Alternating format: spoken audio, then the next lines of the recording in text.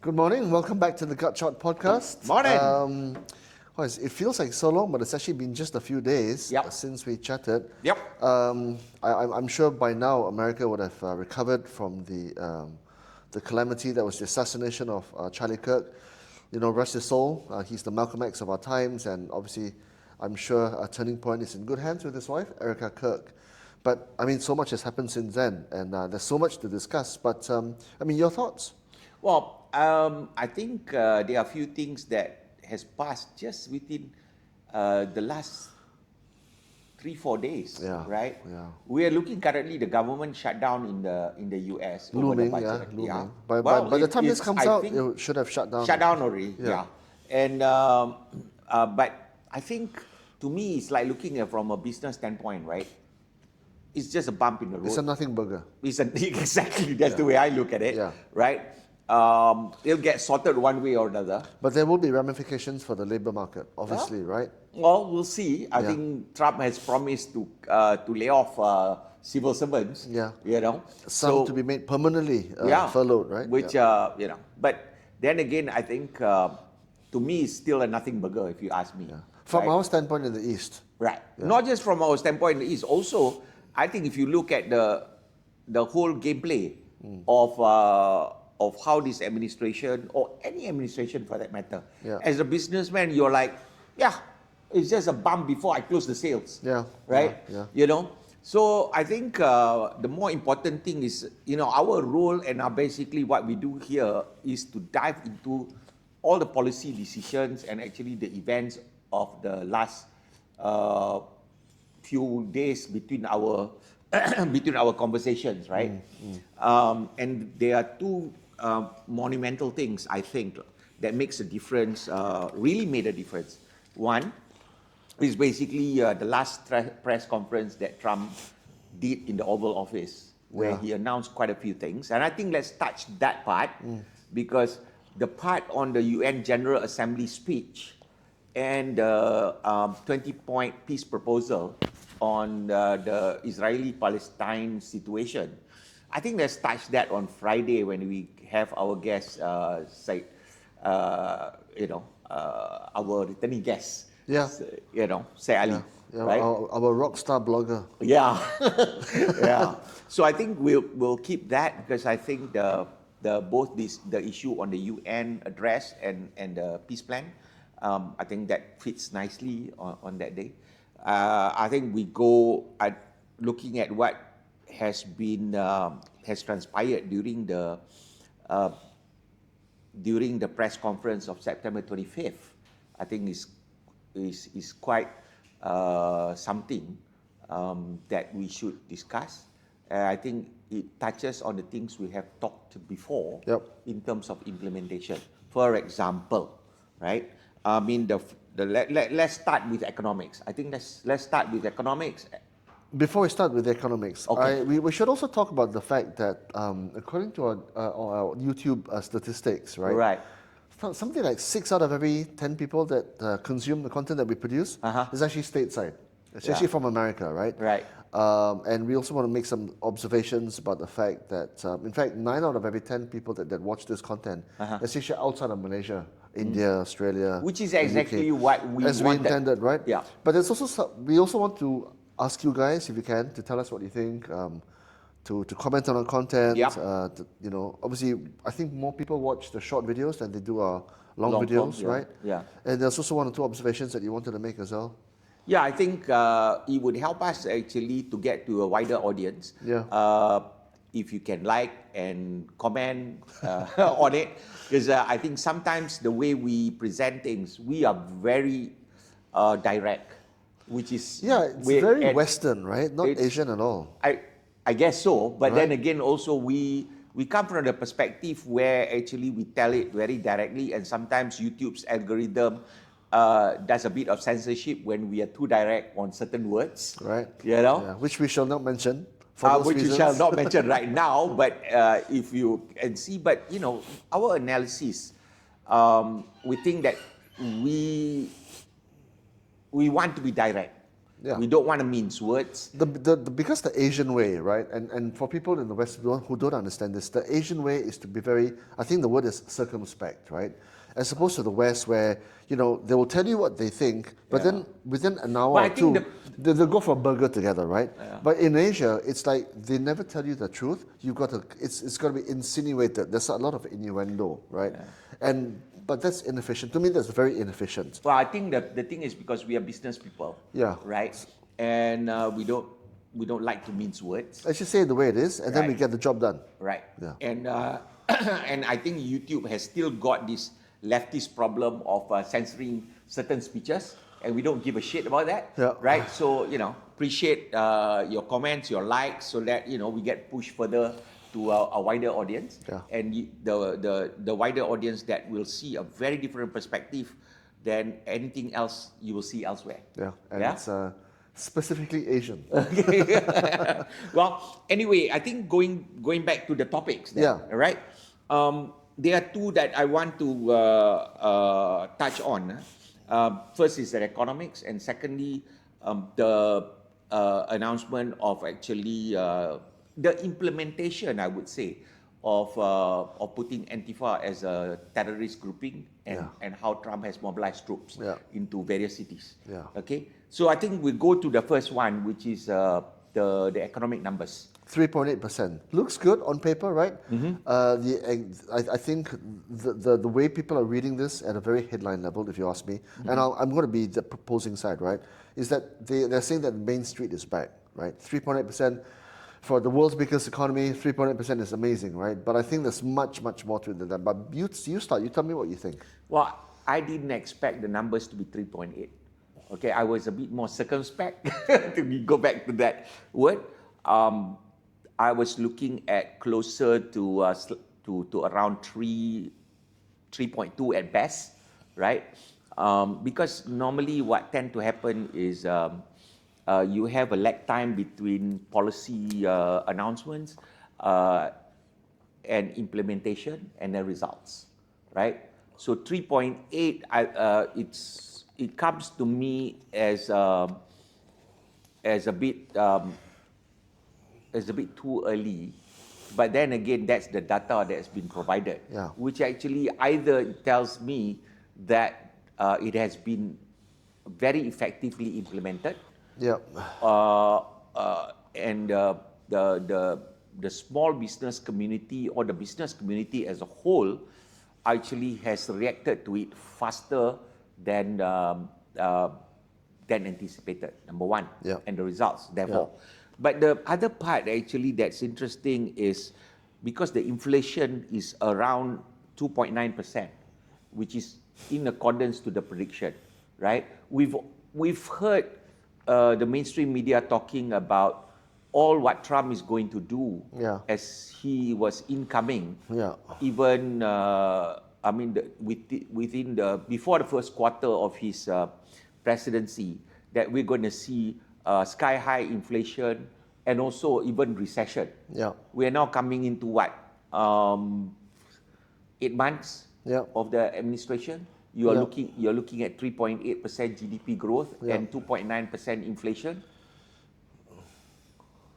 What's going on? So here's the problem, right? Right. You've got statistics, and then you've got lies, and then you've got damn lies, right? And I've had this discussion. I mean, last week when we spoke to your friend Ravi, I tried to make the point that to try and capture an entire country of 350 million people, their output, right, in one number, is at best going to be just a broad measure. Right? It's the same thing with CPI, right? To say that this whole country's price increase is going to be encapsulated in one number, that is just unrealistic, right? But obviously, people who study economics would disagree, and they've got very different views on this thing. That's why it's so divided. But the thing is, I would say 3.8% at a headline level, Sam, seems nice, right? But it depends on who you ask, right? If you ask Wall Street, do you know that the S&P is at record highs, right? And obviously the big 10, 15 stocks are at record highs, and they keep on marking new highs. Gold is at record highs, and the thing is, if you own assets, you're going to be very, very happy. But if you're on the street, and this is where it gets troublesome, right? When they say Main Street is back, who says Main Street is back? If you look at it, right, median house prices in America is somewhere around $425,000 US dollars. Median. That means that's just an average of all 50 states, right? In Malaysia, that's about 1.8 million ringgit. That's a shit ton of money, man, you know? And so the thing is, in the What's our median? Just to interrupt. somewhere around 280,000 ringgit for houses, somewhere around there. Really? And this number could be old, right? It could be, let's just say for argument's sake, it's 350,000, right? Okay. Okay. That definitely won't work in KL. No, not in KL. Yeah. Not in Mont Cara. Because Mont Cara is the same. No. Right? I'm just talking Okay. even Klang Valley. Yeah, but it's skewed, right? Obviously, it's skewed. Gombak is part of the Klang Valley, right? Yeah. So Okay. the thing is, if you look at the American dream, right? Everybody talks about America being the land of the free and the brave, and people come to America to make their money, etc., etc. In the 50s, home ownership was somewhere around 65 to 75%, right? Roughly speaking. Today, home ownership is at 10 to 15%. That means for every 10 Americans, only 1 or 2 of them, at best, own their own home. They can't afford to buy it. Well, So if you are a husband and a father, you want to buy a house for your family, it's very tough. So you talk to me about Main Street being back. I don't know. I don't live in. I haven't been back to America since 1998, right? But we have the media now. We've got social media. We've got all kinds of platforms that show us the things on the ground. And then you look at student debt. You know, college is supposed to be a ticket to economic freedom, right? But the thing is, students are now graduating with at least $60,000, maybe $70,000 of student debt, even before they start. So just to get by, and they've done the sums, the economists here, right? Just to get by and to buy their first home, they've got to have an annual income of 130,000 US dollars. Who, unless you work in tech or Wall Street, right? You're going to make the money within the first 5 years. When you say America is roaring and ready to go, I'd say, from whose perspective? From business owners' perspective, yes. From asset owners' perspective, yes, right? But for kids, students, and struggling families in the Rust Belt, I don't know. Let me put it this way. I look at it and just like how I always look at things. First of all, the driver of the economy is the private sector. Okay? And that's okay. Hold on. Correct. Hold on. Correct. Okay? No matter what you do, as what I was saying just now, 3.3. I was looking at more around 3%, 3.2% maybe at best. Yeah. Okay? So, irrespective of that 3.8, okay? If I were in the presidency, I would be cautiously optimistic already. The reason is very simple, because it has overshot my expectation. Okay? As I said before, between implementation and results, usually there's a lag time.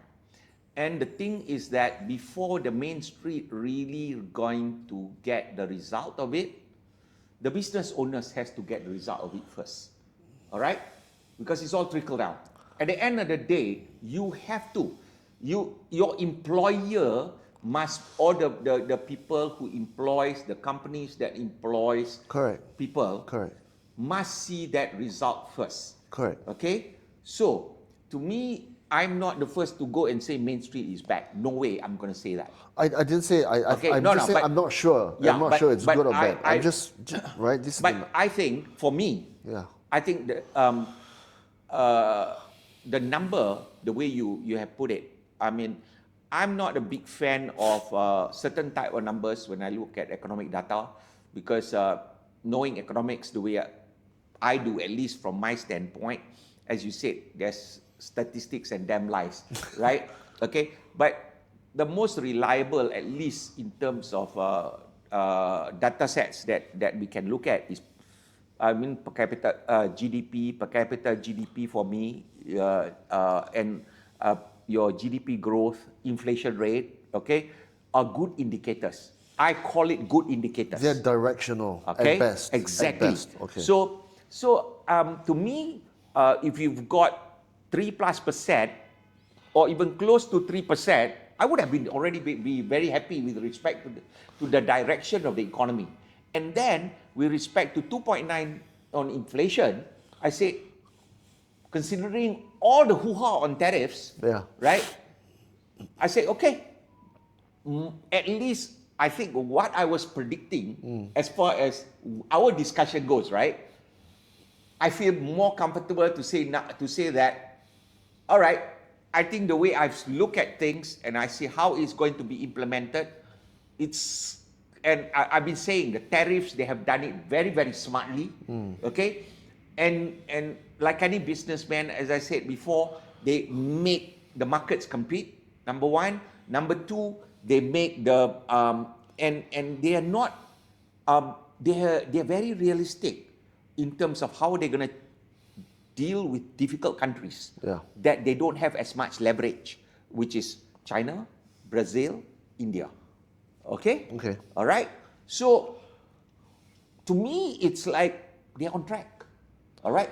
With respect to, at least as a CEO, looking at his implementation of the policy plans that he has. Yeah. Okay? So this is where I'm going when I see this the numbers that we're talking about, you know. Okay. So when it comes to trying to encapsulate an entire country's economic productivity and growth into one number, whether you're Milton Friedman or whether you're Paul Krugman or Shamsul Saad or Kusu Chong, okay, I think at best, whether you're at the very end of the scale where you're the most qualified, to, I would say, here where I am, I'm the least qualified. At best, that number is going to be conjecture because it is just too difficult. It is too broad. There's too many data sets to encapsulate into one number. Okay, that's all I'm going to say, right? Yeah. Because your guess, my guess is just a guess. Let's be honest, right? The second thing about trickle-down economics, right? Okay. You run big businesses. I run small businesses. But all businesses do the same thing, which is what? To try and maximize top line and margins and minimize expenses and tax bills, right? And so when you look at the difference in the biggest salaries in America versus the line workers, the rank and file, that percentage ratio has never been higher. I think it's something like 85 or 90 times the difference in salary between CEOs and factory workers, right? So when we assume that company owners are going to have trickle-down economics and power and enrich the common folk, the rank and file, right? I'm not sure whether they will do the same thing because company owners and business owners always will try and reduce costs, right? And the biggest cost right now are human beings. And guess what, right? The biggest employers in the world are no longer hiring human beings anymore. They're hiring or they're buying licenses to robots or to AI, right? So the thing is, right, we expect trickle-down economics to happen, right? Monetary market easing tactics. I'm not sure that happens, right? And that's why you've got so much. I think it does. I'm going to push back on that. Of course, this extends, right? I think it does because at the end of the day, when you run a business, correct, right? You will still pay salaries. You still have to pay. Yes, correct. And the first thing is but it's the extent. Let's put it this way. Extent. Let's put it this way. A very simple way of looking at it. Yeah. Okay. I will admit one thing, okay, which I've always had a problem with. I think Wall Street or the capital market has distorted pay gaps between the very top and the bottom. Okay, that is something that can only be addressed from the point of view of how shareholders reward or what they call management. Yeah. All right. Yeah. Okay. That's not what I'm addressing at the moment. Yeah. Okay. That's I think a totally separate subject. Yeah. Okay. But what happens in the real world is this. If I have growth in my business, I have to hire more people. Obviously, you are talking about, nowadays, of course, you can get more productivity by hiring or what is happening now with AI and robotics and whatnot. Yeah. But that has always happened, John. No. No. Let me put it this way. Today is very different. No, I would say this. At the end of the day, businesses, human condition will always adjust. Okay? Human condition will always adjust. I'm not about to predict. I'm not about to predict how the human condition is going to adjust. Okay. All right? Because why? I do not know. Yeah. And sometimes, as I always say, I go back to I go back to 1979 when Blade Runner comes out, and I say I still don't see a Blade Runner world. Okay. Okay. So that's my argument when it comes to AI or even, even robotics as we know it, actually is what, 20 years old? Okay. Right? Okay. And we still need human beings. Yeah. We still are having people, Yeah. right, that are being employed. So the question is very simple. From a pure, you look at it as even if you are president or you are prime minister of a country like ours, or you are CEO of a company, the first thing that is going to happen is actually, if you have growth in business, you got to hire more people. Exactly. All right. No, that's a given. So that's where a given. That's where I'm coming from. Correct. For when I look at the data set number like GDP. Correct. Okay. Okay. So that's your first target. You already got your, basically your sales increase. All right. You this one. Now the question becomes also here. Yeah. Here's also what's happening. Okay. Okay. Here's also what's happening. Okay. I think Trump mentioned something around, I think Caroline Levitt mentioned about 9 trillion. Okay. Trump came into what is that? What is 9 in trillion? terms of investment, incoming committed investments. Okay. Right? I believe Trump comes in during the Oval Office press conference, citing the number to be up to 13 trillion. Okay. All right? Over 1 year or over the what period? Here's the thing. Okay. Exactly. Okay. Here's the thing. Okay. When people talk about, because committed investment is like a company saying, okay, I'm going to invest into a new factory right now because why? I need to sell more goods. All right. So I'm also doing growth, right? Yeah. Okay. So that building of that factory is going to create more jobs. The operation of that factory is going to create long-term jobs. Yeah. Right? Okay. That's how I look at investments. Correct. Right? Correct. However, I'm going to your point now. Okay. I'm coming to your point. Okay. I'm coming to your point. I'm just laying out the groundwork. Yeah. Okay? So if you look at the numbers that it's been bandied about, whatever the number may be, The investment. the investment okay. number may be. Normally, when you make a commitment on investment, okay, it doesn't last more than 3 years. Okay. Okay, so basically, if you are saying I'm going to make a 500 billion investment, like what Apple announced, usually it's going to be spread over 3 years. Okay, at most 5 years. Okay, but the practicality of things is usually you will see the bulk of the number within 3 years. Okay, so if they have, let's say on average, don't even talk about the number of 13 trillion. I won't even go to 19 trillion sometimes bandied about right now. Okay, I just say 7 trillion, which I think is realistic because I've looked at the commitment that has been put out in the White House website. Okay, let's say it goes between 7-8 trillion, right? And that's spread out over 3 years. It is massive. Okay, so there's that GDP. For investment, there's a cash element which is real cash laid out, and then there's the equivalents, right? The breakdown of those numbers given from the private sector are not always there. They're very opaque, right?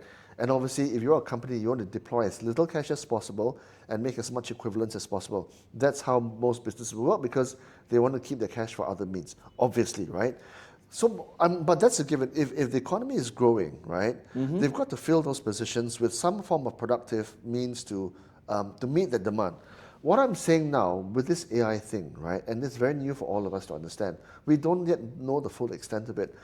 Yes, some of it will be met by human beings, and yes, there'll be some of that is met by the AI and robots, okay?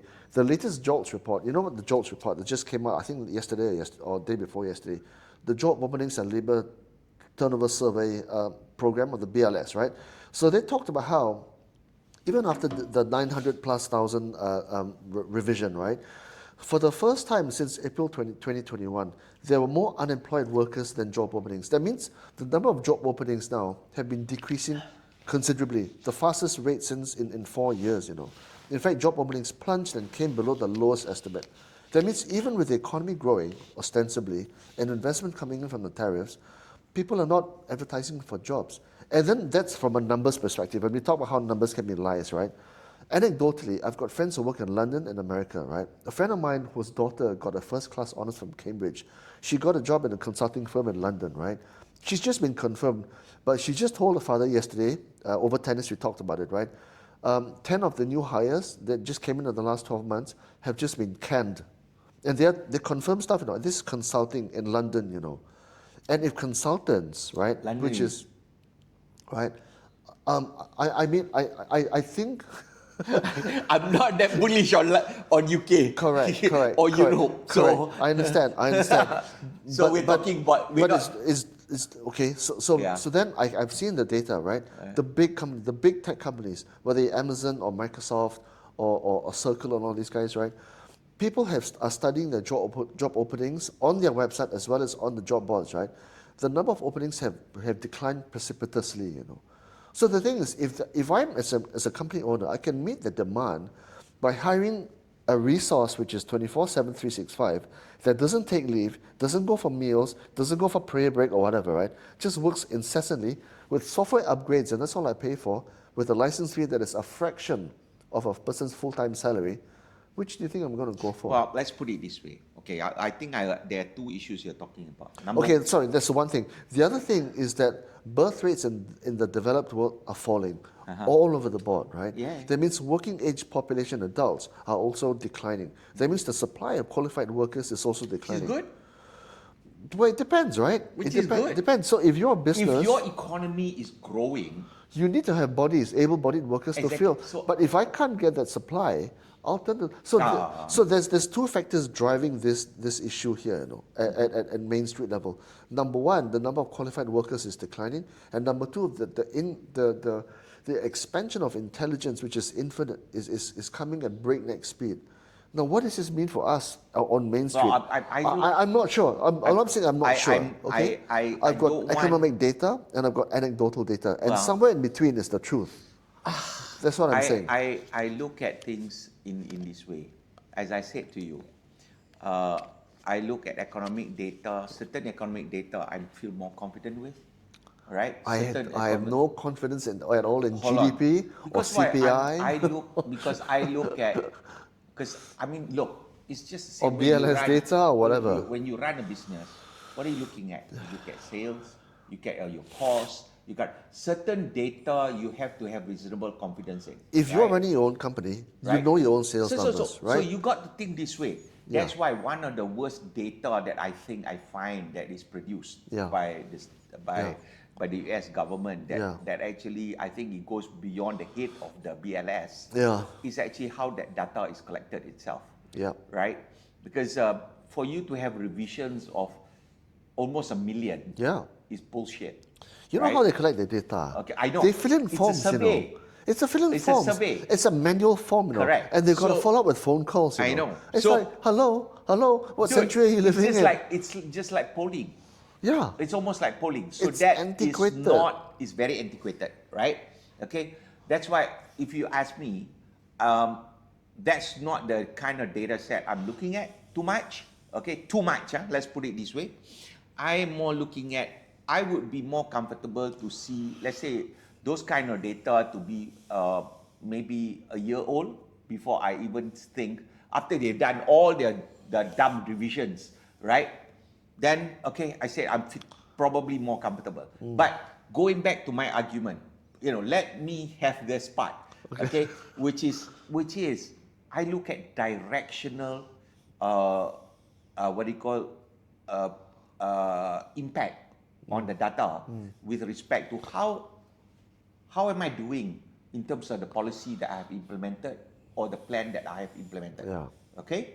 So if you give me that kind of GDP growth rate and I'm looking at 3 and you're giving me 3.8, directionally I said I'm on a good track. Okay? If people are talking recession, okay, and even let's say if when the worst during the Biden era is 9% inflation, and I'm looking at 2.9%, okay, with all the tariff havoc that I've done, all right, I'm cool. All right? So then directionally, I know I'm on the right track. All I need to know is whether I'm on the right track. Okay? So then because absoluteness, you will only see on the ground, okay, about 12 to 16 months later. Okay. Then you will feel then you will know, especially what, right? Yeah. They're gonna have a midterm next year. Yeah. Okay. Right? And people are gonna vote with their pocket. Okay, especially in America, that's the kind of way. But the only thing is, the other interesting thing is, before we move to the next subject, actually. I've got a couple more points to make. Oh God. Okay. Okay. No, Okay. I mean, I don't want to be too. I want to actually be very practical about what I'm looking at, right? Yeah. Because to me, I don't want to go the rabbit hole of AI. The reason why I don't want to go into the rabbit hole of AI is because I have seen, 40 years of working and then probably 35 years of business, right? At every juncture, the .com, the what do you call climate change, net zero. I think. Okay. All right. So, all I'm saying is, okay, businesses and how human being is going to conduct and adapt, and technology adoption, okay, will always come to a certain, not necessarily equilibrium, because if you have equilibrium, you don't have growth. Okay, what I will say is this, right? Right. Data sets show that global GDP until the Industrial Revolution in the 19th century, right, kind of bumped along the bottom for hundreds of years. And then when the Industrial Revolution came along, right, in Europe in the 18th century, GDP spiked exponentially to where it is today and has been increasing at a steady rate, single digit, for the last 200 years, right? AI is the current form of that era's industrial revolution. It is going to give us ginormous productivity gains, ginormous GDP gains, but it will come at the expense of the human being, unfortunately. But we don't know that's what the future holds. That's the reason why I really don't want to go into that rabbit hole. So what I would also say, right, is that if governments like the US government or any government around the world, right, is able to use data to, let's just say, win popularity contests or to induce policy that will be amenable to them, then of course I will do the same thing as well. So when you deep dive GDP, right, how is GDP formulated? This is 2024 numbers, right? 2024 numbers, right? When you look at GDP, how do you formulate GDP, okay? GDP essentially, okay, is consumer spending plus government spending plus investment spending plus exports minus imports equaling GDP. The breakdown of 2024 GDP, right? 70% is consumer spending. Okay? Men on the street buying iPhones and whatnot, right? Burgers and all that, right? About 20% is domestic investment, which offers capital, capex and construction and machines and all that. Another fifth is about government spending, okay? And that's where you get to roughly 100%. Consumer spending doesn't equate to economic productivity. It means people just buying stuff which they fill their houses with, whether it's cars or iPhones or whatever, consumer durables, right, clothing and stuff. That doesn't equate to economic growth. It doesn't equate to wealth, So then when you look at inflation, right, I've got some inflation numbers here, right? Electricity grew by about 36% in the last 5 years, but the price of beef, which is a staple diet of Americans, has been double that in the last 5 years. That means burgers, steaks have increased by 75% in the last 5 years. So if you say that Main Street is good and inflation, as inflation is 3%, right, whatever, 2.9%, even in Malaysia, right, government says inflation is 3.5%. I said, bullshit. I go and buy teh ice. It used to cost me 180, now it costs me 250. That's more than 3%, my friend. I have the char kway teow benchmark. Char kway teow used to cost me 4 or 5 ringgit. Now char kway teow is at 10 ringgit, and people don't blink an eye to buy char kway teow for 10 ringgit. That's a 100% increase, So that's why inflation is troublesome. That's why when you try and capture one number at all prices, it's troublesome. The basket of goods for inflation is, let's just say it's malleable, right? You can change the formulation to please.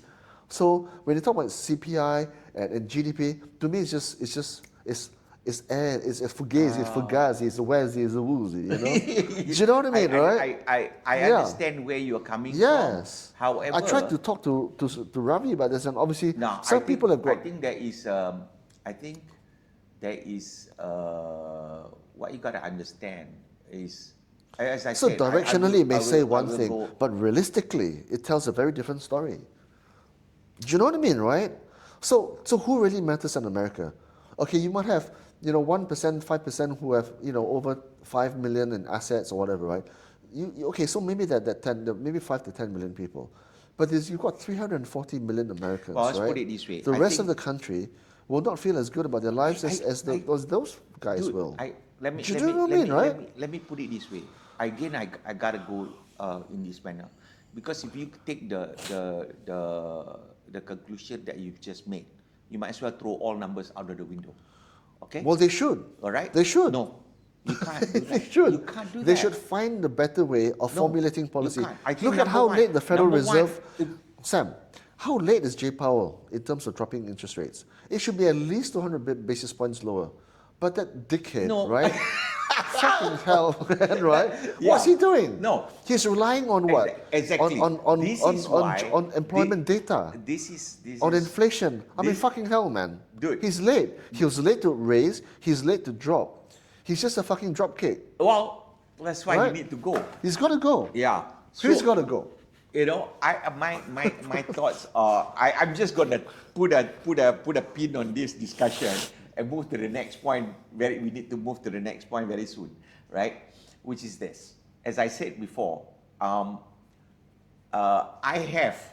have a different point of view. I think we have to agree to disagree at this point. Whatever you and I say is just conjecture anyway. But, well, at this point, I have confidence in a sense, plus minus of, because I always look at data and I say, what's your plus minus, right? Okay. I tend to have more confidence in GDP data. I have more confidence in inflation rate data. Okay. Now, okay. All right. So there you go. So that's how. So far, at least, the way I've conducted businesses. Okay, when you cross borders, and knowing those, knowing oil price, for example, or where you think the oil price trends gonna be, or your sector gonna be, has worked out. So that's the best I can tell you with your non-confidence on all these data set. Okay, on CPI, for example, Malaysian CPI especially, okay, I'm gonna agree with you. I think there's a load of bull in what we do. So I'm going to leave it at that. All right? Okay, I'm going to leave it at that. Okay. All right? So, my conclusion is, I think, because why? Must remember this one thing, yeah? Those investment numbers are not going to come in immediately. I see those investment numbers coming in probably another 6 months down the road. At least the cash, regardless whether you say in kind or whatever, but you got to put those numbers in, okay, into your input, okay, in order for you to actually get your output that you want, whatever it is. Okay, so that's one. Next thing is, actually, don't forget, the government has been laying off people. Their government have been laying off people, the US government, right? That's why I was expecting even worse numbers.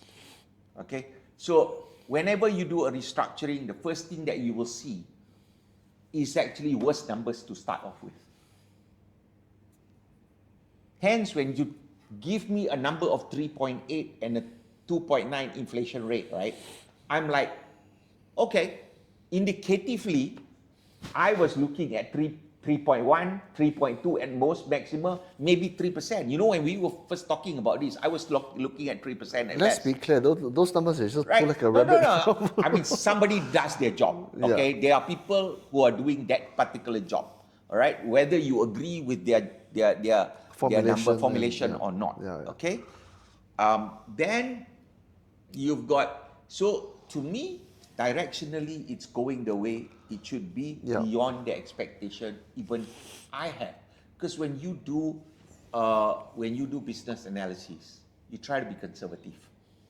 You don't want to be optimistic. Okay? Of course. So that's where we are at. Okay. In my opinion, okay. I think those numbers brought out to me, I think, here's the other interesting point, which I thought, but that goes with Trump. Trump is a salesman. So he's always talking positive. okay? Of course. I would have actually done it slightly different when I come in. If it were me lah, I'm trying to be, I don't want to put myself in that. I would have done it differently, which is that what I would have told people straight away. Things are going to get tough in the first year. You know why? Because that is normally the case. I would rather be ready, and people are willing, if you ask me, to toughen it out. Okay, as long as they can see, as long as there is a hope of actually the light at the end of the tunnel, okay, for themselves and especially for their children. Okay, that would have been my strategy. Okay, that would have been my strategy. Well, that's why you and I are not politicians, because politicians, right, they never tell the truth. Wow. They say what is amenable. Well, I mean, not just politicians. Because it's about the polls, right? Well, at any point in time, you've got popularity polls, right? Well, right? Well, look at where he comes from. Correct, but you need political support to push through policy, because if you don't have even from the first day you come into office to the last day you leave, it's all about your popularity polls. No, Trump is a pure marketing guy. Okay? That's his first. But it's also given in politics. That is his first instinct. I see him as a businessman that jumped into politics. And it's all his actions has been like that, which is his first instinct is marketing first. My instinct actually is, because I'm not a pure salesman, right? My instinct is actually to tell you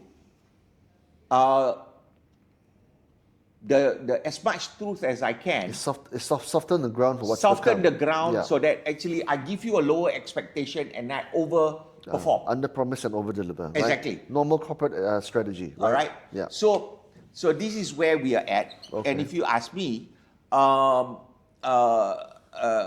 indicative numbers is an overperformance that actually, to me, even if it is not true, even if I cut it by 0.5 basis point, it's still bloody good. Do you know what, right? So from my perspective, I'm not Main Street America. I don't care whether Main Street America goes to shit or not, right? But we can buy... I care because I'm selling shit. I'm not selling shit in America. I'm buying US assets, right? And US assets, look at the S&P is. Look at where Bitcoin is. Look at where technology assets are. They're flying through the roof. And I think this is unprecedented, right? It's unprecedented because for the first time in history, right, you've got share markets at record highs at a time when the Federal Reserve is about to cut interest rates, They've only cut 25 bips until now, which is nothing. I really don't like the stock market. There's part of the... too much speculation. So we knew Donald Trump was going to come in and asset prices were going to rise. In November when he was elected last year, that's my problem with share the capital market. Yes, they front That's my problem with the capital market. You know Donald Trump is going to bolster the share markets. You know at the end of his term, share markets are going to be a lot higher than where they are now. The thing is always the and that's how Main Street feel not so bad about their shit, right? Because if you look at it, right, US household ownership of stocks has never been higher. Thanks to platforms like Robinhood and eToro and things like that. And it's also in a sense, share markets have been democratized. So everybody gets to take a share of the pie. In fact, I think a few months ago, the Trump administration suggested that every newborn baby was given 1,500 ringgit in the S&P index futures on birth as part of his policy. I thought it was interesting. Well, I think actually when that was announced, for me... But you saw that, right? Yeah. For me, I said, yeah, why not? Because why? You can participate. Because you think about it, who has done that? Yeah. Norway. Yeah. Well, with the petroleum fund, right? With Norges, yeah. But they don't technically own it, right? They theoretically own a share in it. But actually, it's not. But it circulates the economy, right? It's about the same concept. It's the same concept, yeah. It's the same concept. Yeah. You're sharing the nation's wealth. It's not an unrealistic thing. Yeah. It's something that actually should be done by every government, if you ask me. Yeah. Especially if you are running a government well, you better make sure that your citizen has a part in it. Well, you know about this, right? In Malaysia, right? Petronas gives 5 different levels of income to the Malaysian government to run. Look, part of about what I think 30 to 40% of the Malaysian budget every year is actually paid for by Petronas, isn't it? Right? In terms of the dividends, in terms of the bonuses, right? Right? Something like that every year for the last 20 years maybe. No, right? That's why I think from where I mean, to quickly put a pin on it, is basically how the management has been So with Malaysia does the respect to same our thing. sovereign funds, Yeah. right? We should be about on par with Norway, if you ask me, and we are not. So that's a different topic altogether. And then you've right? also got the GLCs who Yeah. also hire Malaysians, Yeah. right? But not every Malaysian. Maybe we go to the next subject matter. Okay. Because this is a rabbit hole. Well, it can go into a rabbit hole, but I'm more confident about, as I said, as long as I see. I mean, when you are within the first year of taking over the helm of a business or a country, right? It's a long haul. I want to see where the directional is going, and I think as far as directional is concerned, everything seems to be firing, at least I would say, in the right direction. That's the most important thing. Yeah. The biggest worry I would have is actually when I see numbers or indicators that that does not give me that directional confidence. Okay. I think because I was expecting a bad job number. Yeah. Okay, Yeah. I was expecting a lower GDP. Yeah. Right. So that's where I'm at the moment. Yeah. I think if we go to the other thing that was mentioned during the press conference, right? The other thing that I find very, very interesting is TikTok. the joint. Okay. Let's go TikTok and then we go the joint task force on that on the joint terrorism task force. Yeah. Okay. Because I want to talk about the joint terrorism task force. Yeah. All right.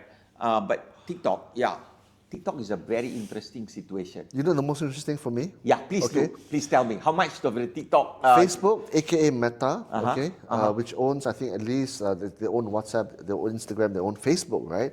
That company has a market cap of about, I don't know, $2 trillion US. Okay, let's just say roughly a third. I don't. Actually, 27, 28 times. It's incredible. Earnings have kept up, okay, but that's a different story. So if you just say like a third of that is let's say Instagram, right? That's $800 billion US, about $700 billion US, right? TikTok, which has about 300 million subscribers, about 150 million subscribers in America, okay?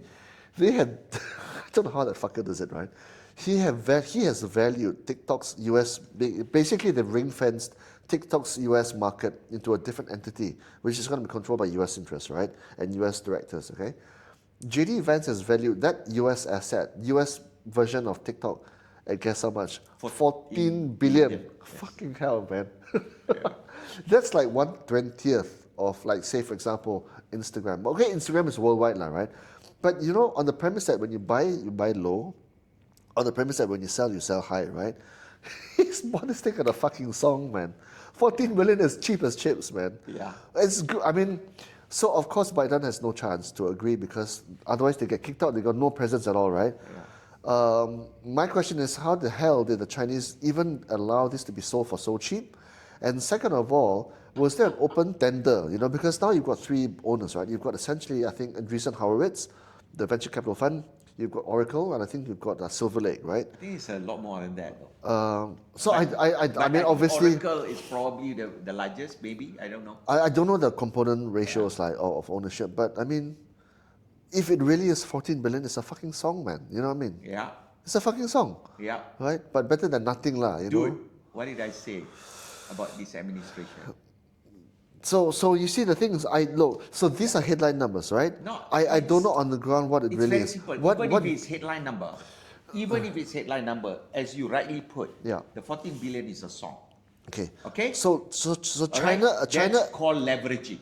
Okay, so we are just saying it's amazing for America, but this deal that China struck with America was part of a larger trade deal, right? What did America relinquish to China in return for this for TikTok? We don't know. There's a much larger matrix of other gives and takes, which as yet we don't know. I don't think so. I don't know, man. I don't think so. Because why? Here's the reason. I don't know. I tell you something. that is, I've been saying this, and I've been saying this, and I've been saying this. And people don't believe it, okay? Even when I was talking about how the tariffs is going to be conducted. And what did I say? I said about the tariffs being conducted, he's going to win, okay? Because it's all about leverage. If I am your market, I'm going to squeeze your balls. Okay, you are, okay, headline level, you're right? And people love to sell to America because the US consumer is all powerful. That's why they got huge credit card debt, right? And that's why GDP, 70% of GDP is actually personal consumption, right?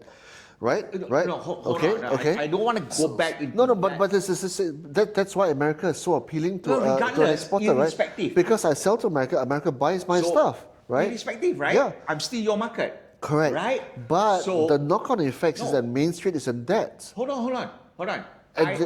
I don't want to go back to that for very simple But they're linked, right? They're linked, They're linked. Because whilst it's interlinked, everything is interlinked. Yes. Okay? So if I'm running, that is why, if you ask me, I've always hated running a company based on what you call employee individual performance KPIs. You know why? Because you always give the wrong incentives. Okay? Because everything is interlinked. All I care about, if you ask me on how I run things, is at the end of the year, I want to see my P&L and I want to see my balance sheet. Okay? That's the performance of the whole group. All right? Because everything is so interlinked. If I do one thing, it's going to have a knock-on effect on another. Yes. All right? So the global economy is the same thing. You see, so to me, all right, if I were to say, therefore that, no. I'm doing this, I'm doing that, I'm doing that, I'm doing that. So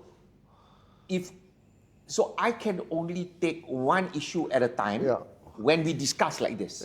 Right? Because why? I've got the tariff issue that I have to take one issue. But what I've seen and what impresses me about these administrations of handling policy and coming out the way they have. Okay? It's to me, in my lifetime, at least from since I really understood how businesses work, okay, I find it extremely impressive. I've never seen it done the way it's been done, okay, because they are hitting almost every silo, okay, at the same time to achieve all these interlinked results, all right? So, let's just take this TikTok deal. Number one, you already said it, they're taking it for a song. Okay? And how does he do it?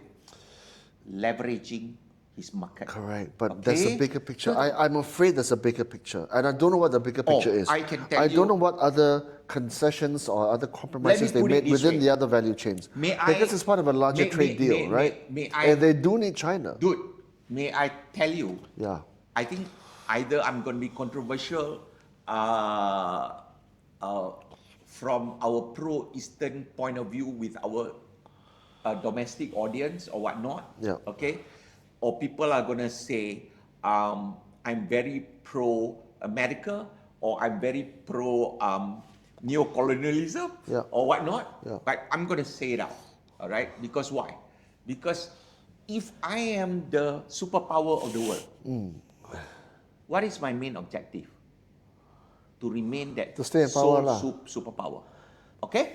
Right?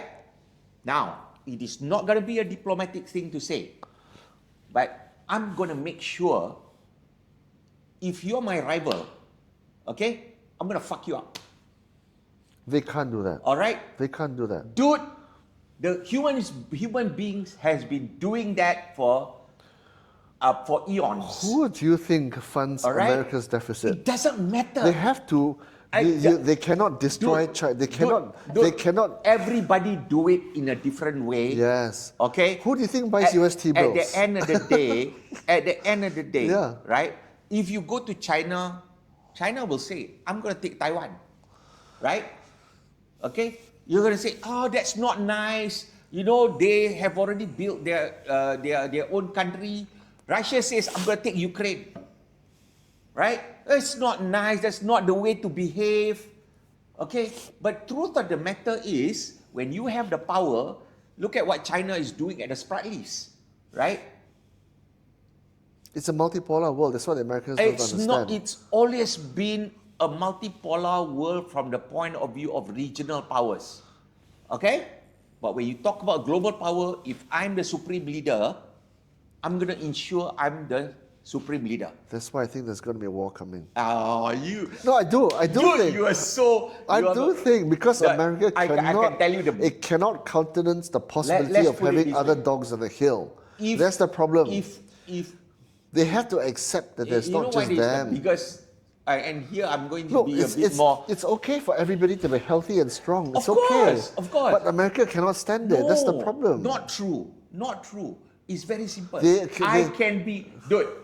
I want my company, for example, if I'm still running things, okay, I want to be the premier dog. Yeah, but that's not how. Okay, dude, so it's gonna come. I want to be the premier dog. So Sam, but then I have to ensure that that my consumer, okay, my supplier also survive. Yeah. Right? Yes. Right. But that doesn't mean that I don't want to be the supreme dog. Okay? I'll tell you a very simple reason. You can't have it both ways. Yes, you can. You cannot. Yes, you can. If you try I've done it. Business and running a country not the same thing. It's the same thing. Not the same thing. Ladies and gentlemen, this is what I've been preaching. Okay? Which is business and countries are the same thing with different hats. That's all. Okay? And that is why when Donald Trump comes in, and I studied how he actually tried to do his first term, but because he was running against the wind of establishment, and he still did, it was his first time being in government, right? Remember, this is the first time a businessman go into modern government. Yeah. Okay? So he could only do so much. That 4 years he had of hiatus allowed him to provide a think tank around him to build a team that comes in ready, hit the ground running. Okay, and they did that. Okay, so to me, actually, and I said this, this is how I've always done my business. I can tell you, you can ask any of my suppliers. All right, I always tell my guys very simple.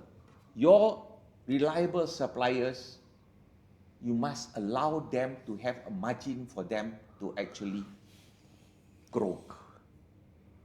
If you squeeze the margin of your suppliers, they're going to die. All right? And you don't want to have your suppliers die, because then you don't have reliability of... The one biggest commonality between running a country and running a company is financial health, right? So that's the thing with the supply chain. Correct. So your assets should be bigger than your debts, right? Your cash flow should be positive, not negative. There's right? only one different thing between business and countries. Oh. I cannot print money. Okay. So because they have that right, okay. Yeah. That is a big difference. They are running deficits on an annual basis. If you put that into account, then that's all you need to actually understand. That's why we bitch about Jerome Powell. Okay. So the Trump administration, for all his bluster and all that, and you can deep dive the big beautiful bill. Actually, there's a lot of good stuff in there. I give him that. There's a lot of good stuff in there. Okay. But if you ask the Democrats, nothing is good. Doesn't matter, right? Yeah. For us in Asia, what matters? We're looking at. For us in Asia, what matters is a healthy China, a healthy America, right? That's what matters to us. A healthy global economy, which means more peace and prosperity, then there is strife in the world. Okay. So the thing is now, because America's fiscal health is not in a great place, and it doesn't seem as if it's improving, okay? So the biggest buyer, and this is where America cannot really cripple China. It cannot, because you need to have a healthy China to buy your debt. I'm not saying that they should cripple China. But that's what you're suggesting, because there's no. Okay, listen, right? No. So wait, listen. So you need to have a healthy China, a healthy, economically thriving China, to keep on buying your debt, so that you can finance your deficits and keep your country growing, even though 7 out of every $10 in America, according to your GDP spend, is spent buying useless stuff like... Now you're talking about... Wait. So this is how it's all interlinked, right? Do you know that that global central bank share of US T-bills has now dropped below, for the first time in history, gold reserves. So countries like China are no longer buying US Treasury bills. In fact, the last 2-year Treasury auction was moribund. Nobody was buying T-bills. In fact, now they probably got to buy back their own bills, right? And that creates an even worse negative spiral, right? Nobody wants to own the US dollar anymore. Nobody wants to own US T-bills anymore. Gold has gone through the roof in the last 2 years. It's up 45% this year. It's now trading at $3,900 an ounce. Let's do the biggest buyer of gold is China. Let's do a right. So the thing is, so although Trump is doing all these things which are good, right? He's also got to see the other side of the thing, which is the spillover effects. There's always knock-on effects. Let me tell you what I see. Okay, let me tell you what I see. So although all you are talking about for me actually are transitional issues when you do a restructuring. Okay, these are transitional issues that will be resolved once your restructuring and your results of restructuring happens. Okay, that's one. Secondly, I think the problem. Do you think the US dollar remains No, I'm going to say yes. I think it will. Global reserve currency. Yes, it will. For how long? Number two. Okay. Number two. I don't know for how long. Okay, but I think it will be long enough, at least in my lifetime. But what I'm going to say is this, though. My concern, if you talk about global economics, is actually it's not what Trump is doing. It's actually what the individual, component, developed world, and I put China in that bracket actually. All right. Has actually shot themselves in their own foot. That's more my problem. Because why? That is something I, for example, I cannot help my supplier if he is screwing up his own business. I can give him his 20% margin. And actually insure my supply chain. But if he is corrupting his own business, right? And actually losing money. So who are you referring to with this? I'm referring to the EU. And I'm even referring to China itself. Because if you look at what is happening with China, all right, and maybe this is a bit of a divergence, so I'm going to just spend a little bit more, a little bit time here only before we go, because I want to talk about the anti-Antifa thing. If you look at China, you know, the lending has totally reversed itself during Xi Jinping's era. It used to be predominantly more than almost 70% lending is to pure private sector. It has flipped to actually state-owned entities. So basically, what we are seeing in China throughout Xi Jinping's era is actually the nationalization via the CCP, of the engine of growth of their economy, into GLCs, and if anything I've learned is that government-linked companies will lose money on you, overbill on you, and it's not productive. So this is the problem that China has shot itself. Because why? Because of Xi Jinping's need to have a grip on power of the CCP. He basically abolished the Elder Committee, which was sitting on top of the Secretary General. Now, so that he can do all these things, he purges his he purges all the other factions.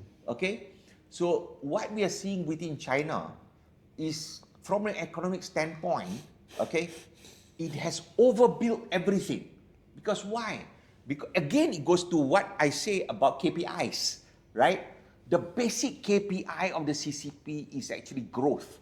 So their economic growth, unlike Russia, where it's very centrally planned, they are very distributed.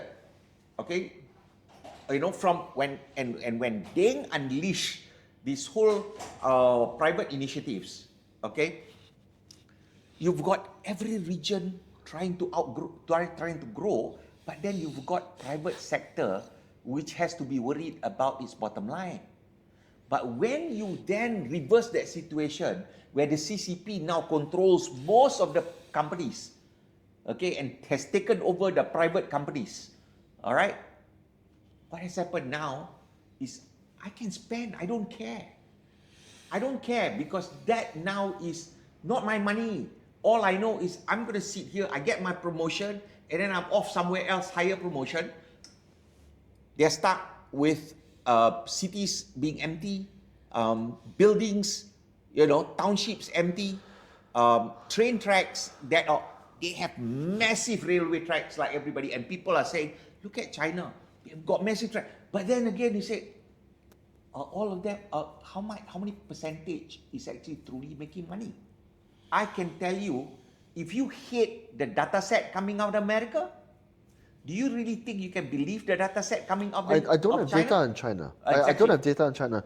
But nobody has a data correct, on China correct. except I agree. the one that is given to you by the CCP. Correct. I understand. Right? So you only need to. I don't even believe their population data set. Seriously. So if you have already an overbuilt situation on everything, when you are 30% of the manufacturing capacity of the world and you are not even consuming, it is unsustainable. So if you ask me, what is my concern? I'm not concerned about China not being able to buy the T-bills, because why? China can't even afford to buy anything themselves right now. Okay? You look, I kept saying already, you look at what is happening with the belt and what do you call it? BRI. The BRI, the Belt Road Initiative. The Belt Road Initiative, right? It's stuck. It's stuck because who is spending the money? Where is it being built? It's not being built where people can spend the money. It's being built on loans by the Chinese government to countries that can't afford it. So at the end of the day, what happens?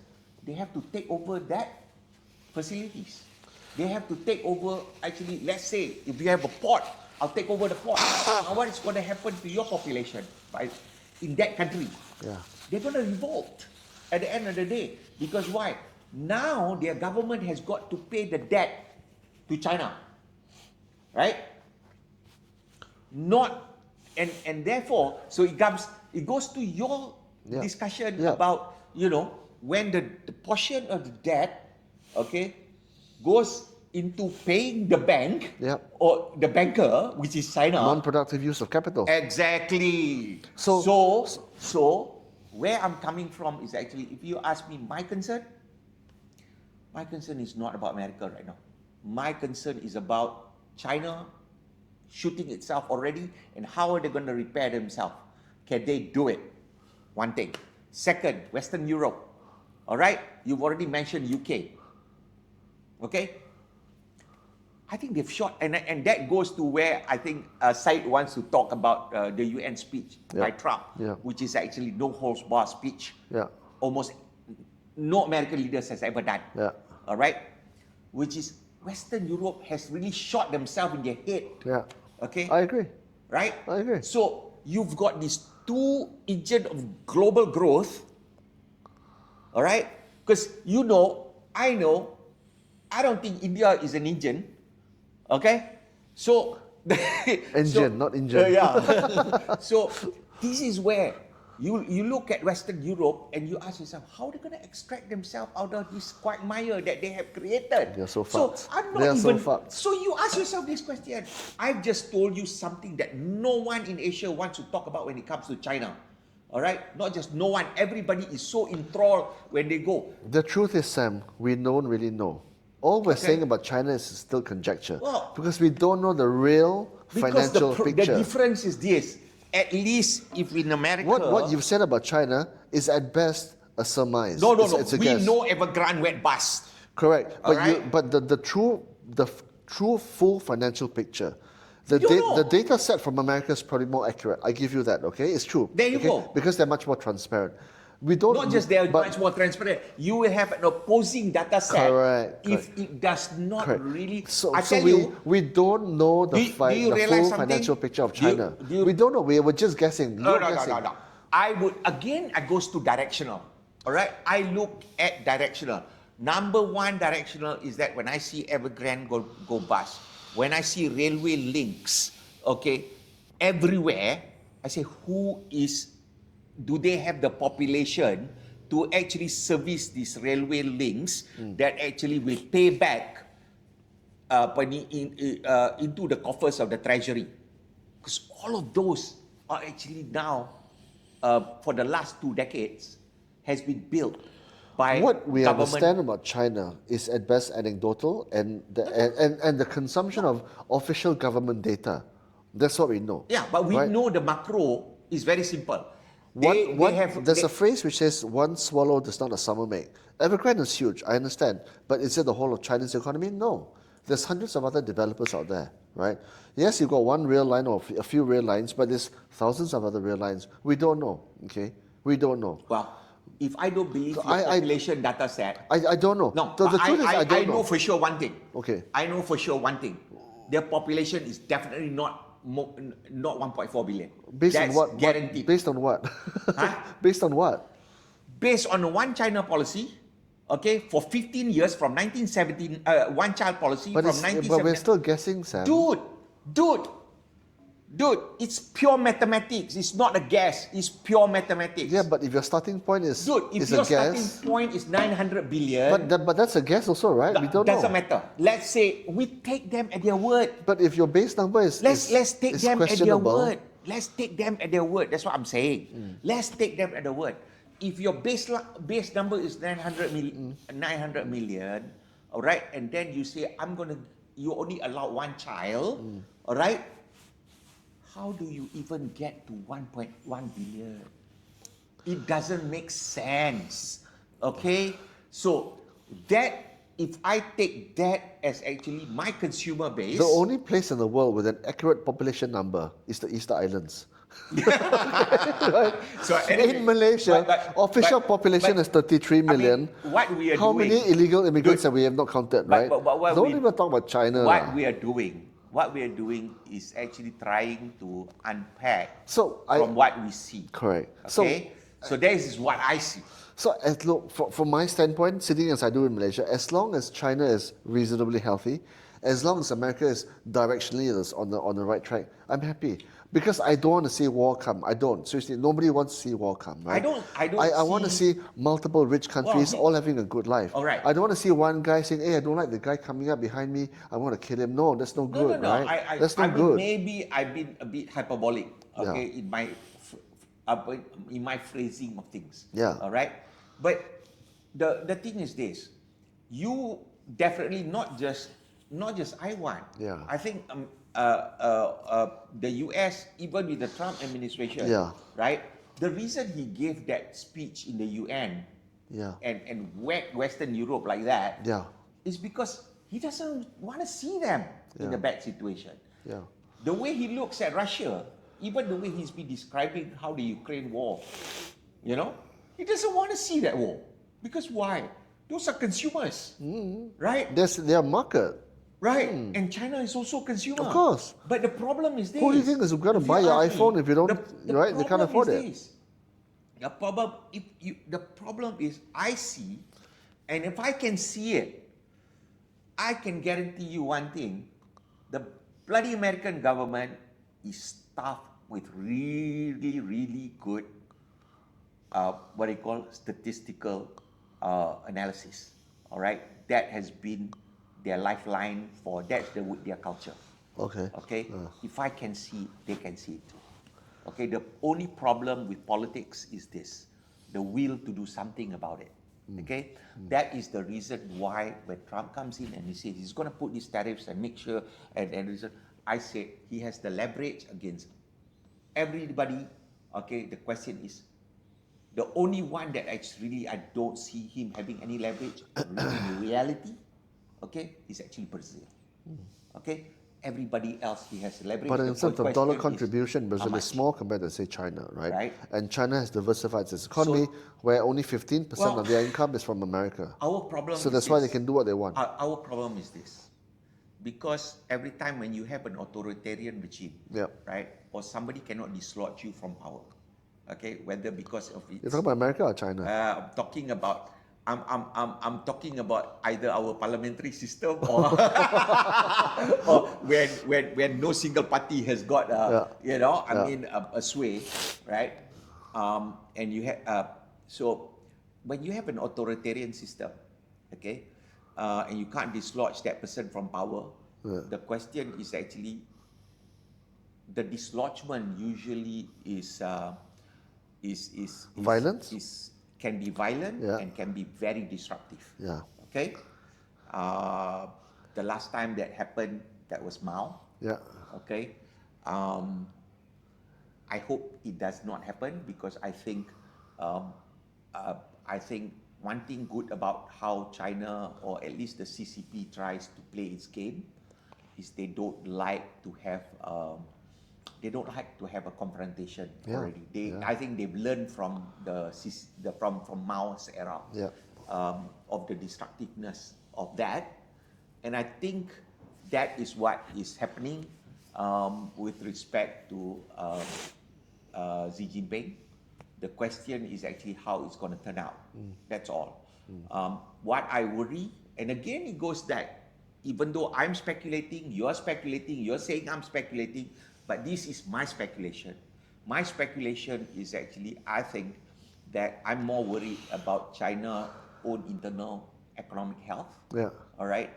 I know that Europe is screwed, to put it better word. Dumpster fire. Right? It's a dumpster fire.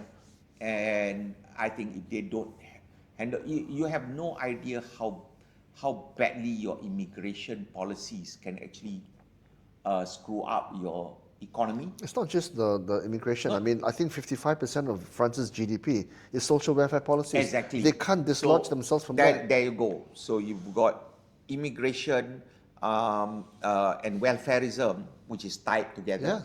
Okay. Eating your treasury in unproductive ways, right? So, and then you have the other part of it, which is the income part. You've got a government and an EU institutionalized bureaucracy that has put in things like ESG and other, even before that, regulations that make doing business in Europe or building business in Europe no more desirable for anybody with capital. Well, there's not enough energy there, is there? That's why, and the third leg of that is actually energy is expensive. Policy, and they're going to outsource the purchase, and that's how they're held captive to the rest of the world. So I think as a jumping point to Friday, that's why whilst it was very interesting to hear Trump speak in the UN and just told the Western Europe, you fuck yourself up, you know. I think there is an absolute boatload of truth to what he's saying. 100%. And if you ask ourselves then, look, we can't afford, the global economy cannot afford to have Europe and China go down the drain. You may think, and I'm saying this, all right? You may think that China can weather this without any trouble. Okay, I'm saying, and I've been saying to people for probably at least 5 years. Okay, they have a bubble with a population that big, even if it's only 1 billion. Okay, I give them at the top line of 1 billion, I give them a bottom line of about 600 million. Okay? Even with that population and that bubble and that overbuilding and overcapacity, it's a matter of time. Well, they're countries in transition as well, right? It's a country in transition. In fact, most countries around the world are in transition. Malaysia is included, right? It's just directionally whether they're in the right direction. And I think maybe China It's No, probably, generally speaking, probably in the right direction, right? But would you say Western Europe is in the right direction? I don't know. I don't know. Okay, I would they've got to say right so many imbalances in their system. Maybe the best way for me to answer is actually in this way. Yeah. If you ask me, number one, okay, Western Europe is fucked. I don't see any way. I don't see a directional action towards righting the ship. Okay, that's Western Europe. So like 20 years ago, a friend of mine once said to me, right, and at the time I was like, oh, really? But you know what he said to me? Actually, he's the son of one of the big PLCs in Malaysia, right? Right. He's now dead already. He said to me, unfortunately. You can go. Okay, go on. So he said to me, in the future, the only thing Europe will be good for it'll be like an amusement park where people go there and wonder the history and the art and the culture that once thrived here. But that's all they're going to be good for. Oh my God! And he was right. He was right. You go to Italy now. Yeah, it's a fantasy, but everything is legacy. It's all in the past. 200-300 years ago, the Renaissance, etc. Right? What is there in England now? Well, I used to work in the go square to Florence anymore. Yeah. Let's put it this way. You know why? It's horrible. It's hot because why? It's horrible. Filled up with immigrants. Yeah. That actually I said, am I in Europe? You go to London, there are no white people anymore. It's just not that. They don't have that culture. Yeah. Right? Because one of the things, actually, even if you look at from a tourism standpoint, one of the selling point of Malaysia from a tourist standpoint is actually our culture. Yeah. Right? Yeah. People say, oh, if you talk about that in UK, right? Yeah. Then they call you a racist and a bigot. Yeah. Yeah. Screwed up. But here's the truth. In Malaysia, one of the biggest attraction of Malaysia is our culture. Yeah. Imagine if, what is happening now. This is again a question of anecdotal, right? Yeah. Question of anecdotal. You go to Chowkit, you go to Chinatown today, it's full of Bangladeshis and Pakistanis, right? So we have sold ourselves down the drain in our cultural tourism aspect. But culture ebbs and flows, right? America's culture is an immigrant culture, right? That's how they got so rich because they had their melting pot, right? Give me your what? Come to America, the land of the free and brave. What is that phrase? On the Empire State, right? On the Statue of Liberty, right? Give me your poor, give me your hungry. Yeah, true. But let's put it this way. Even then, there is a culture there that at least in America, because they've got two oceans dividing, and even the people that are coming from South Mexico. America, all right, at least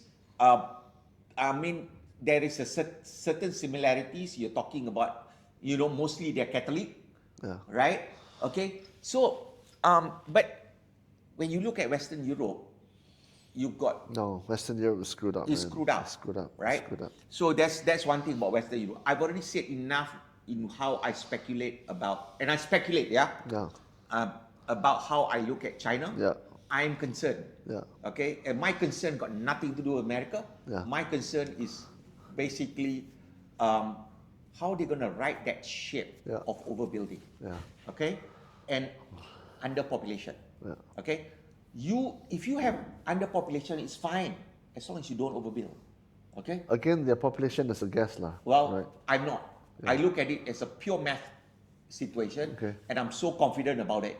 Okay. All right. I'm very confident. There are certain things that in math you cannot run away from. But your base number itself is questionable. That's why I said I'm giving that unless their base number started off.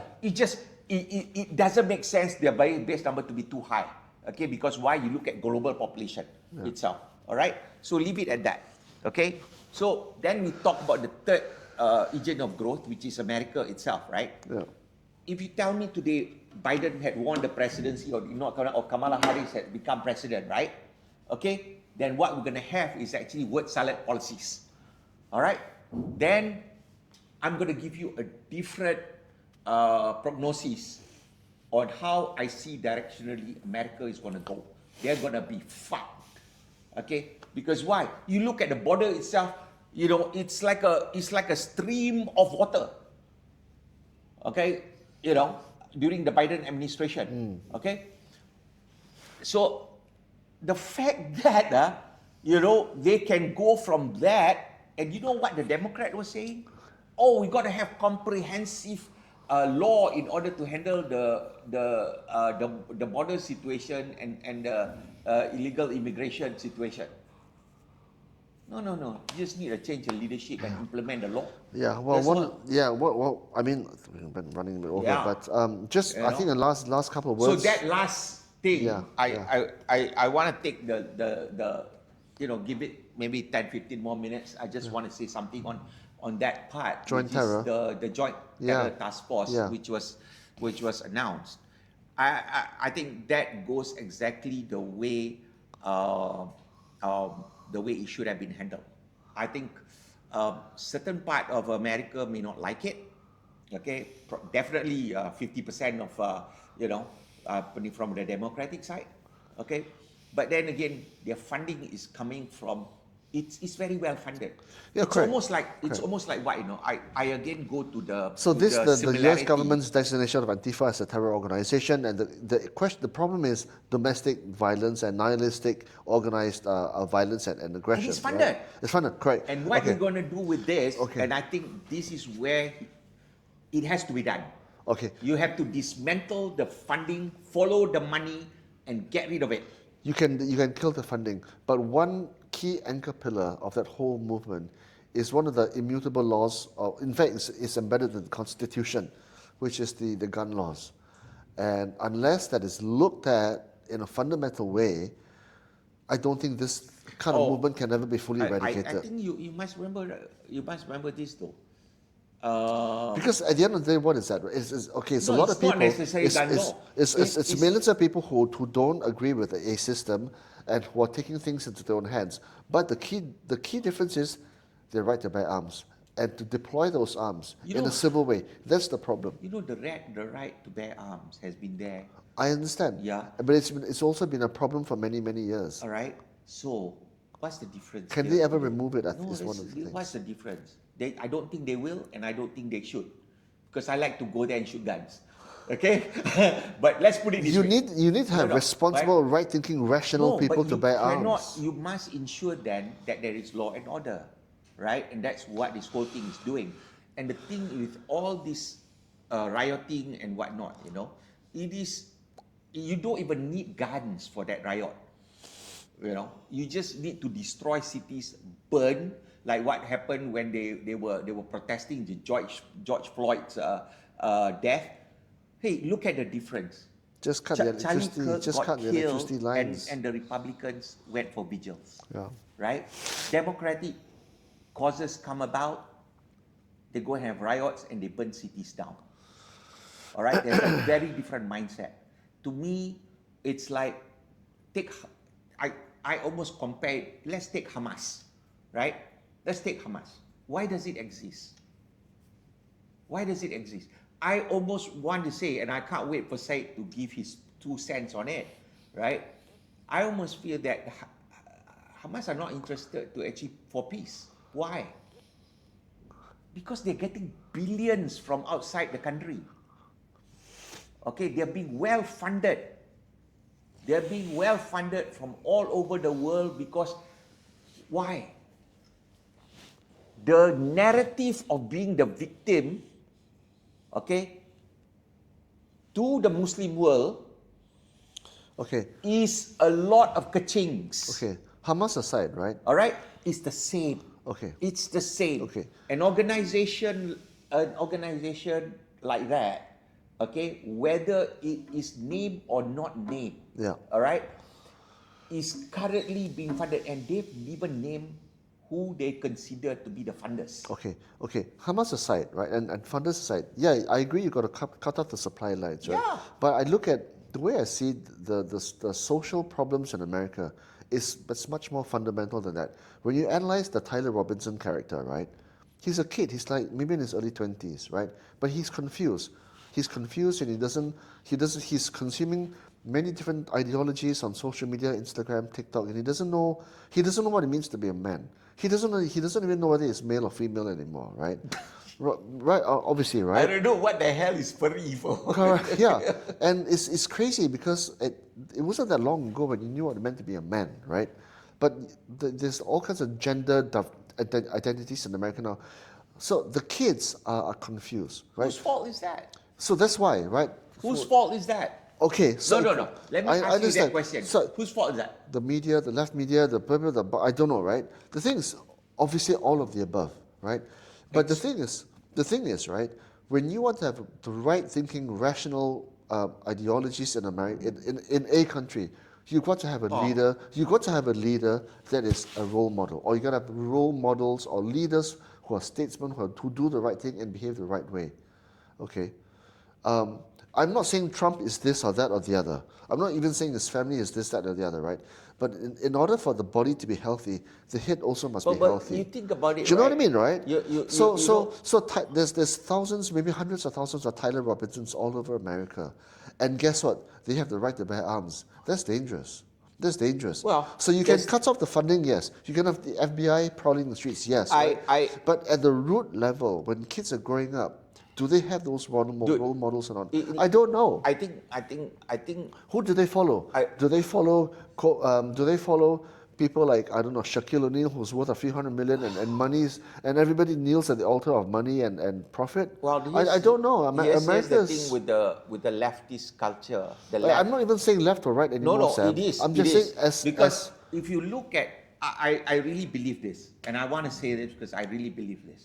Okay, when we were growing up, and even when I went to college in America, right, you know who is a man. Yeah, okay? You knew what it meant to be a family man. structure. Yes. There is family structure. And if you talk about culture, this is what has shifted in the culture that has shifted over probably 40 years. Okay? It is almost always fueled by three set of influences. First is academia, next thing is media, mainstream media, okay, and that includes popular culture. Yeah, but even before you get to that age, it's also your family structure, your father, your mother. But here's what happens then, okay? Here's what happens then. Even when your family structure, there will always be slippage, you know, in the, no matter how good your structure is overall, right? There will always be kids that are gonna fall out of the crack. Okay? Of course. But what has happened with, I think, what have accelerated because of how the left culture has changed or turned itself into something that is, it's, as you said, nihilism. It has made family structure to actually be a bad word, okay? It has made a strong male to be a bad word. Yeah. Right? So, and that has toxic infected, masculinity. I mean, what the fuck is that, right? Right. So what, right? So when you're a guy, when 50% of your society is infected by this culture, all right? That's why that is a problem. Exactly. Okay. So, whilst so criminalizing terror organizations, that's the manifestation. That is hitting the symptom. But the root causes has to be looked at. Exactly. And this is where actually, as I said, why I'm impressed with how the Trump administration is handling it is they're hitting all the cylinders. Why do you think he's going after the universities? It's problematic as well. Why do you think they're going after what do you call the funding in the universities and DEI hiring? Why do you think they are ensuring that DEI is not a culture? Okay, because they need to get rid of all this within that culture. Yeah. And here's the thing, probably my left liberal friends in America is going to disagree with me, right? You know, but I looked at it and I look at it from our Asian perspective, right? I don't think you and I don't think we will tolerate that kind of culture, all right? I look at music, as I said before, I don't know what the hell the music is right now, okay? I never liked rap, okay? I've said that before, okay? It's because you have actually made nihilism, just money obsessed, and sexual freedom, all right, unlimited. Yeah, so that's where it's so Trump is a lot of things and he's done a lot of right things, but he's not perfect, right? Nobody is. Correct. Nobody's perfect, right? Yeah. So when we talk about the joint action task force and all that that, is to yeah. me. So that's the policing. That's only let's for. try to close the gate after the horse is bolted, right? But let's The try. horse is already bolted. Correct. Yeah. So let's try and keep the rest of the horses in there, right? And to me, I mean, it wasn't that long ago, that you had real role models in America that were honorable, that knew what it meant to be a man, that society was doing the right things. Do you realize why? 56% of marriages in America now fail before the age of 35 for the male. That's why men are not getting married anymore. Do you know? They're not getting married anymore. Do you know 80% of marriages that fail, Yeah. okay, or divorce, Yeah. is initiated by the woman? Well, it doesn't matter. No, right? it matters. Okay, but they're failing. Matters. So as a result, there is a symptom that you see why that is happening. Okay, and it's part of that culture. so they've got to fix the root of it. That's what I'm saying. Yeah, right? but how do you fix it? You have to fix the academia, you have to fix mainstream media and popular culture. Who does But when Tyler Robinson was 15 years old, when he was formative, right? He was 13 years old, 8 years old.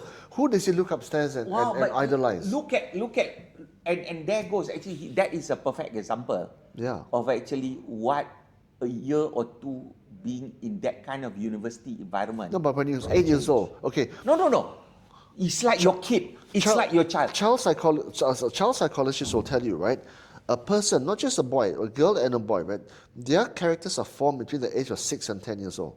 After that, they've made up 90% of their mind already. And I knew this because I went for father-son camp, and the founder of the father-son camp told me all this data. And he's generally right, because I also had two, as you have, right, children. We see how the characters form at a very early age. So when Tyler Robinson was 6, 7, 8 years old, right, who did he look around as role models? I think I don't know. To be honest, Right? you ask me, we cannot take one example.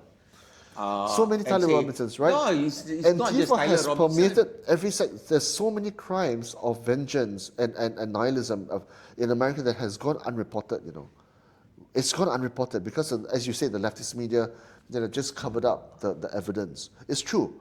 But my question is, what corrupted American society to this extent that you got a 22-year-old kid going to shoot a man? For what? What does he believe in? No. That means society in America is shot to pieces. On one hand, I agree with you that there is a huge percentage now because of the culture change that I think has been rotted from the left. Okay, that I agree with you, but I don't like to pick a single person as an example, even though how heinous the crime is. Because even when I was in college, there was Ted Bundy, okay? I mean, he was a good-looking young guy, all right? Seemingly this one, and then you got Krasinski, the Unabomber. So many guys, right? So many examples. The difference is very simple. When you have a population like that, okay, even in Malaysia, all right, we have our Mona Fendi. Yeah, but you see, in Malaysia, it's illegal to bear arms. In America, no, but still you get chopped to pieces. Yeah, but you don't get to shoot. Dude. Okay, I can't hold my knife 20 feet across the room and hit I'll Amri. chop Okay. you. Yeah, but if I run away from here, I can escape. But if you run, I just shoot the fucker, right? I mean, it's just like where I see our problem. Yeah. For example, Malaysia. In Malaysia, right? For example, because why? I look at it and say every country has got their problem. Yeah. Okay. The question is the extent and what of the extent of the culture. Our problems are nothing compared to America. Oh, depend. It's all per capita and depend on your size. Man. Here's the problem. Okay. I'm sorry, but I'm going to take this up, right? Okay. I'm going to take this up. Okay. Look at the non-stop news of abuse of children in Tafi schools, okay, in religious schools, all right? That's the ones that are reported. Fires, yeah. Those are the ones that are reported. Yeah, so many are unreported. Yeah, I agree. So when you say, if I was an American coming and I see that, I said, what the hell are you, what's going What are you on with doing? this Yeah, culture? 100%. What's going on with this culture? It's so fucked up. Yeah. Right? Yeah. Why are children being sexually abused? Okay? And it goes And then not just that, unpunished. people are and unpunished. Yeah. Okay? Schools that burn down because there's no inspection. Okay? Hostels with children is there are put in, you know, and they're dead, and then you get what? You get donations, and the people who actually are running the school get back to being rich. You know, when I was a lot younger, in my mid-20s, I was seeing this Pakistani girl, very pretty girl, but she was being abused by the father, okay? And it happened so many years, her and her sister, for years and years. She left, she ran away from home, came and stayed with me. Then we started going out, right? There was one night when she came over from her father's house, and she was in tears, distraught, about 11:30 at night. And I said, okay, enough is enough. We're going to go and report this to the police. So we went to the police station, 11:30 at night, 11:45, Pantai Dalam police station. On night duty, there was 4 cops, all guys. We told the cops what happened.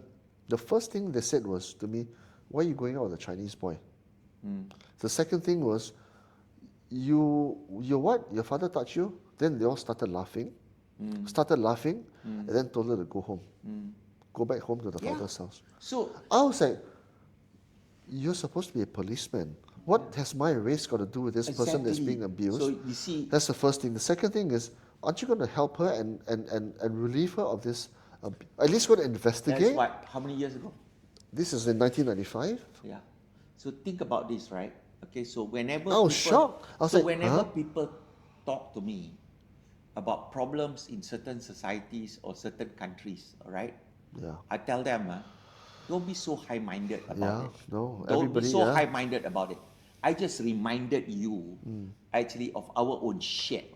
We've got so much shit here. Right. You don't need to remind me, but Sam. There you go. But you know what? The first instinct is always to say, oh, what did you just say? You just said, our problem is nothing compared to theirs. No.